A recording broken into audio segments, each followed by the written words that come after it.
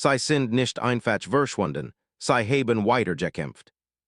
Von Panzern in Nachkriegsdeutschland bis zu Luftwaffenflugzeugen bei amerikanischen Airshows. Die Nazi-Militärtechnik hat die Welt geschicht auf unerwartet Weise geprägt. Hut enthulen were des Überraschend, Nachleben von Hitlers Kriegsmaschinen. Als der Stab des Zweiten Weltkriegs sich legt, standen die Alliierten vor einer unerwarteten Herausforderung, was tun mit tausenden Erbeutiter deutscher Panzer. Dies gewaltigen Maschinen, einst der Stalls der Wehrmacht, standen nun untätig in riesigen Depots durch Europa herum. Die Skier Mensch und Panzern war ein logistischer Albtraum.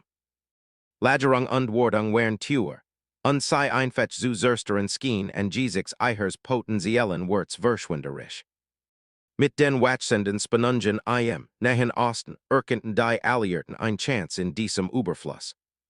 Länder wie Syrien, Ägypten und Israel wollten ihre Streitkräfte aufrüsten, und dies deutschen Panzer boten ein kostengünstige Lösung für den steigenden Bedarf an Militärtechnik. Der Umbau dieser Fahrzeuge war kompliziert. Teams aus Ingenieuren und Mechanikern arbeiteten daran, die Panzer zu überholen, verschlissen Teil zu ersetzen und System zu aktualisieren. Anpassungen wurden vorgenommen, etwa verbessert Luftfilter und Kühlsystem für Wüstenbedingungen.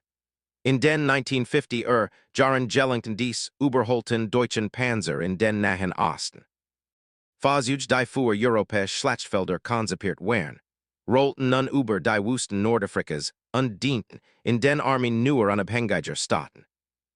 Die neuen Rollen dieser Panzer in regionalen Konflikten wurden schnell deutlich.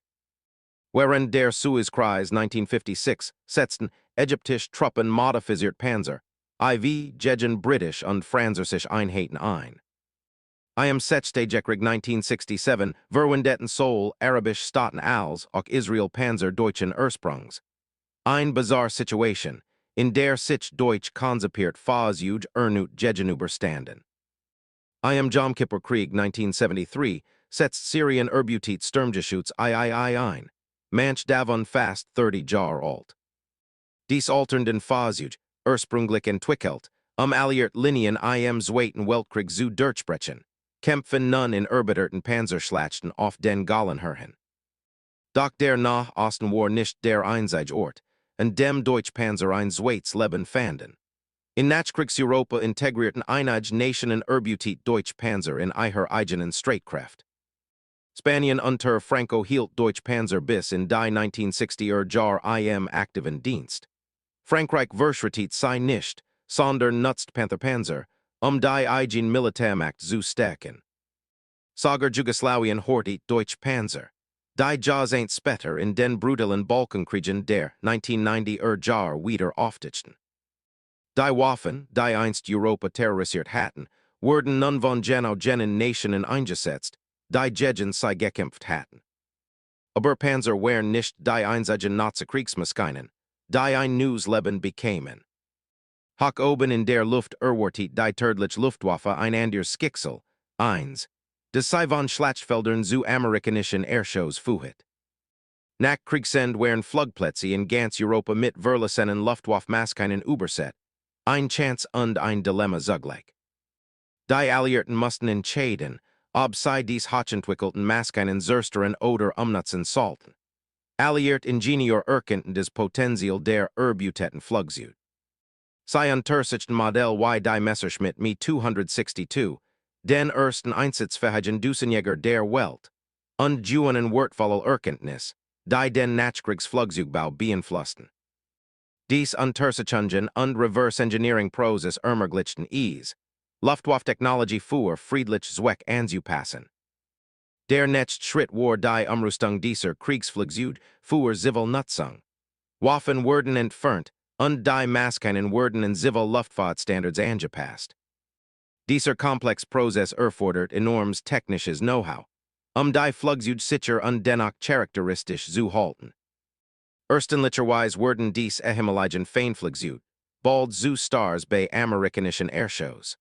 Maschinen wie die Bf-109 und Fw-190 fuhrten Kunstflug über US-Boden vor.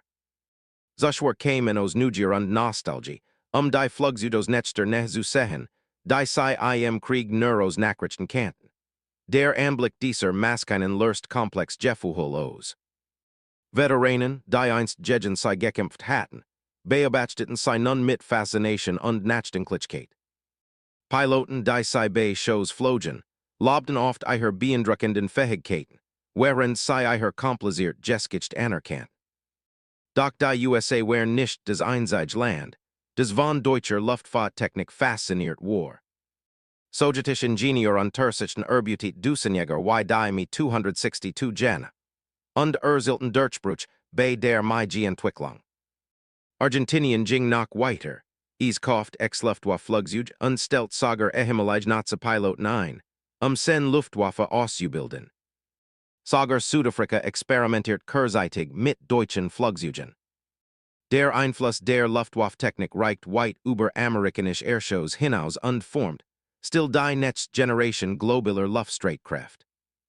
Während deutsche Flugzeuge in zivilen Shows und Luftstreitkräften weiterlebten, durchliefen an der Teil der Nazi-Kriegsmaschinerie eigen Verwandlungen. Das riesige Arsenal an Handfeuerwaffen, das die Deutsche Armee Zurückließ, trat ein Reisen, die weitreichend Folgen für global Konflikt in den kommenden Jahrzehnten haben sollt. Millionen Erbutiter deutscher Feuerwaffen beeinflussten Konflikt von Asien bis Südamerika und warfen Fragen zu ihrer Verteilung und Kontrolle auf. Die enorme Menge an deutschen Handfeuerwaffen nach dem Krieg stellt ein beispiellos Herausforderung dar. Millionen Waffen lagen verstreut in Europa und wurden zum logistischen Albtraum für die Alliierten. Karabiner 98K und MP40, einst zentral für deutsche Operationen, lagen nun in riesigen Lagern. Die Alliierten standen vor einer schwierigen Entscheidung. Viel funktionsfähig Waffen gingen zunächst in aktive Einheiten, besonders Panzerabwehrwaffen. Unbrauchbar wurden oft eingeschmolzen. Doch ein großer Teil landet in Lagern, die Sowjetunion sammelt, tausend funktionsfähiger Stück. Mit dem Beginn des Kalten Krieges nahm die Umverteilung zu. Viel WW2-Waffen wurden von Regierungen gehortet, und später in kleiner Nationen verkauft oder gespendet, besonders in solch mit kommunistischer Ausrichtung. Die Nachverfolgung war extrem schwierig wegen der Mensch und der oft gehemen Deals. Das Fehlen von Kontrolle hat ernst Konsequenzen. Von den die Schungeln Südostasiens bis zu den Bergen Südamerikas landeten Deutsch Waffen Jahrzehnte später bei Kämpfern. Der Karabiner 98K wurde von chinesischen Truppen im Koreakrieg und früh von Israel eingesetzt. In Afrika gelangten sie in Bürgerkrieg, in Südamerika nutzten Guerillas MP40 bei Aufständen. Am bedeutendsten das revolutionäre Sturmgewehr 44, eins der ersten echten Sturmgewehr, beeinflusst direkt das Design der legendären AK-47 und matcht Hitlers Sturmgewehr zum indirekten Vorfahren der weltweit am. Mason genetsten Waff. Im syrischen Krieg tauchten sogar nach Sturmgewehr 44 auf, Jahrzehnte nach ihrer Produktion. Die Verteilung deutscher Handfeuerwaffen zeigt, wie Militärtechnik einer Epoch Konflikt einer anderen prägen kann. Dies führt zu weiteren Fragen. Was wird aus den gehemen Waffenprojekten und Hochtechnologien deutscher Wissenschaftler? Die Antwort enthüllt ein weiteres Überraschendes Kapitel im Nachleben Nazi-deutscher Innovation. In den letzten Kriegsmonaten berichteten Alliierte Geheimdienst von fortschrittlicher deutscher Technik, Düsenantrieb, Lenkwaffen und mehr. Das löst einen neuen Wettlauf deutsch Geheimnis aus. Alliierte Truppen stießen auf Prototypen, Zeichnungen und Labor. Die mit 262 Stash als Beautestück heraus. Die USA starteten Operation Paperclip, deutsch Wissenschaftler, auch Raketeningenieur, anzuwerben, viel landeten später im US-Weltraumprogramm. Die Sowjets führten Operation Osowiekim durch und deportierten tausend deutsche Experten in ihr Programm. Sie prägten sowjetische Raketen und Luftfahrttechnik. Argentinien rekrutiert Nazi-Ingenieur für ein Raketenprogramm, das scheitert. Sogar China nutzt deutsche Forschung. Die ethischen Fragen den Einsatz ehemaliger Nazi-Wissenschaftler waren groß. Kritiker sprachen von moralischem Kompromiss. Befürworter von Notwendigkeit für die Sicherheit. Erbutit Prototypen lieferten Erkenntnis zu Panzerung, Raketen und Luftfahrt.